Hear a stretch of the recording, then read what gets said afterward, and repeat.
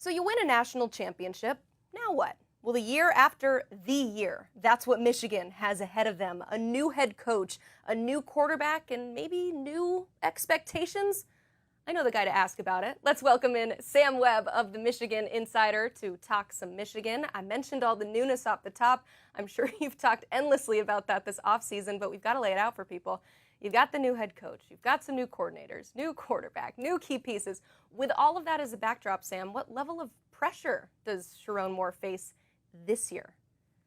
Yeah, I think he faces pressure that comes with the position at Michigan. Like, even coming off a national championship where you would think you're dealing with house money, I think he knows every year, no matter the circumstances, you're expected to win.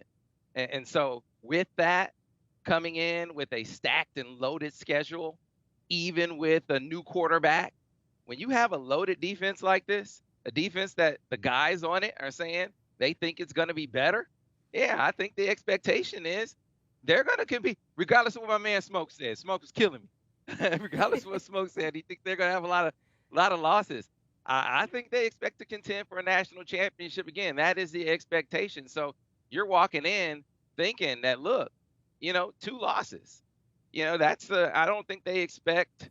I don't think anyone around Michigan is expecting them to go undefeated. But I think they're expecting them to lose, one, maybe two games. Looking beyond that, I think they're saying, hey, this is the kind of team that shouldn't be thinking losing more games than that. Three at the most. But you have three losses in a season like this, even with the 12-team playoff, three losses get you out of there. So two losses is where you're looking. One or two losses, you're still in contention. I think that's what Michigan fans are expecting this year. I know, Smoke just throwing that week 2 game as an automatic win for All Texas. Come on. We got to play the game, right. though. That's what makes this time of year so fun. Talking season. And speaking of the epitome of talking season, I was so excited to see you in Indianapolis for Big Ten Media Days. And there, Coach Moore did not really give much away in terms of who will replace J.J. McCarthy. I have a feeling that's what he's been like all offseason. But, Sam, you are in the know. What can you tell us about the QB competition? Yeah, so I think, Emily, I think they're coy to a point. I think that heading into fall camp, which began yesterday, I think they went in with Alex Orji as the leading guy. To say he's the number one guy is probably too strong. That's like saying he has the job. I do think it's a competition, but I think his skill set. I think he is the guy of the three, with Davis Warren and Jack Tuttle. He is the guy who has a talent, a difference making talent that separates him. Now, you know, but there's another piece to the game. Like, he can run in a difference making way. But you got to show you can be consistent enough throwing the football for that to shine through. And that's what they don't know. That's what you have to figure out in fall camp. You look at the other guys. Davis Warren is a miracle story. I mean, getting over leukemia, he's a guy that you didn't know if he would live, let alone play football.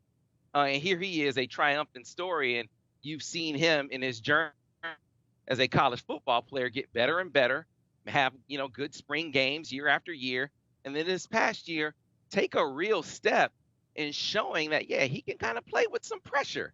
With pressure, and I'm talking about pressure in his face and move around in the pocket a little bit. He has the arm talent. He has, he can throw it like JJ. He can't do all the other things like JJ, but like throwing the football, if it's just an arm contest, he can do that. And then Jack Tuttle, he has the experience. He's a seventh-year guy. So you have some different elements in the equation that I think play off of one another in a competitive kind of way. What's going to shine to the fore? I think they were thinking heading into camp that it was Alex Orji with a real strong lead, and then like maybe a couple weeks leading into camp, some of the players kind of saw Jack Tuttle throw the football a little bit, and I think it kind of gave Jack Tuttle some vibes kind of heading into camp to kind of make it seem like maybe this is a little more of a battle. So I'm thinking maybe it's 65-35 Alex Orji kind of heading into camp, and then we'll see where the chips fall. If you ask me, I think it's going to be Alex, but he's going to have to win it. I think he will. but he's going to have to earn it in camp here over the next few weeks.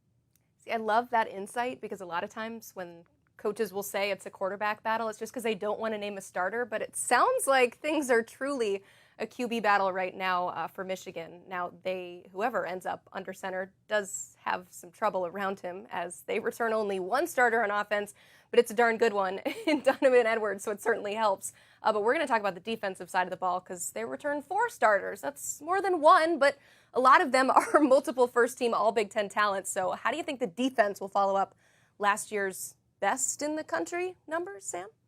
Yeah, they were smart, they were talented, they were deep. If you look at last year's defense, I think that's what really set it apart. You could come off the bench and not really lose a lot.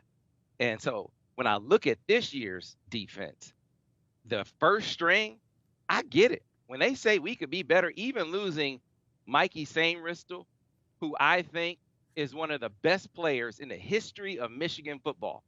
He is elite. Like, that dude is an all-time great. And I don't think that they can replace him.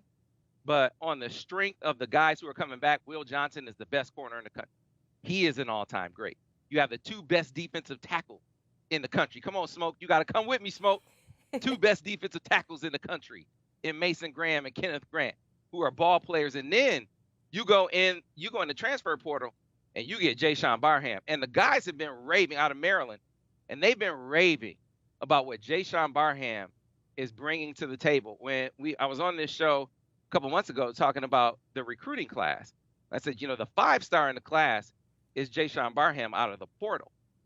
A guy who was a playmaker, had an interception against Michigan in that game. He was all over the field. He came here and in one spring put on 15 pounds of muscle. He's been in a strength and conditioning program in Maryland for 2 years. He comes here in one spring, puts on 15 pounds of muscle, and he is killing it, up to 215 pounds. And so he can do all the linebacker stuff that Junior Colson did, who was a second-round draft pick for the Chargers. But now he's also doing things at the line of scrimmage. He's coming off the edge. They're blitzing him up the middle. They think he's going to be the ultimate chess piece.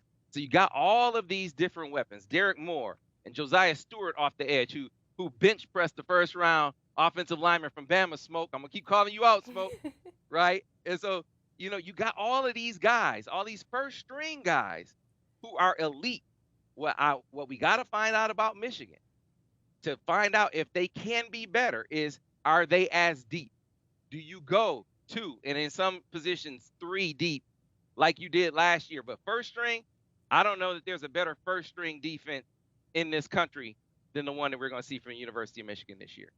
All right, you keep calling out Smoke. This is your time. I asked him the same question. I'm going to ask you the same question. Looking at big picture, no divisions, 4 new teams in the Big Ten. You got a 12-team playoff. So what is Michigan's overall outlook this year? Yeah, for Michigan, listen, the floor for them is 3 losses. It's the 3 games. It's Texas, it's Oregon, it's Ohio State. They're going to beat everyone else.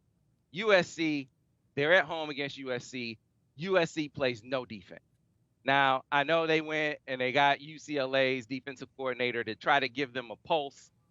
Maybe Coach Lynn kind of gives them a pulse this year, but it's not going to be an overnight proposition. And, the physicality of this league is not going to be an overnight proposition for them this year either. Washington, Smoke was right about Washington. That's not going to be solved for them this year either. For Michigan, even if they lose against Texas, there's an opportunity in league play to grow your quarterback up. And that is really what it's all about. Defensively, they're going to be just fine. Can you grow your quarterback up enough to, once you get to Oregon, you got to be able to split Oregon and Ohio State. That is really what it boils down to, Emily. Can you split those 2 games? So if you lose to Texas, if that winds up being the case, that you still wind up at the end of the season with only 2 losses. That really is the name of the game. You cannot end the season with more than 2 losses. Even if you wind up with 2 league losses, you can still wind up in the college football playoff if those 2 losses wind up being Oregon and Ohio State. So really, that's what we're talking about. Even with this loaded schedule and those two teams, Oregon and Ohio State, being in league and being in the top 10, you can still afford to have it not being in the Big Ten championship game if those two teams are riding high like I think they are. I think Michigan winds up splitting between those two teams, though, and could wind up still being in the Big Ten championship game. That's how I think it'll go. I think they split Oregon and Ohio State, wind up in the Big Ten championship game. I think they wind up in the college football playoff. All right, Michigan fans hearing you say that they're going to split the Oregon and Ohio State games are saying, all right, we'll lose to Oregon. Absolutely. Do not lose that Ohio State game. Sam, you're the best. Thank you so much for coming on. We appreciate it. Of course, you can read more of his work at MichiganInsider.com. They have a story up right now that details what an exact scholarship offer from Michigan looks like and how it may be a little bit different from Sherrone Moore. So if you're into that sort of thing, I thought it was very interesting. You can check it out for all things Wolverines. Read it up, MichiganInsider.com.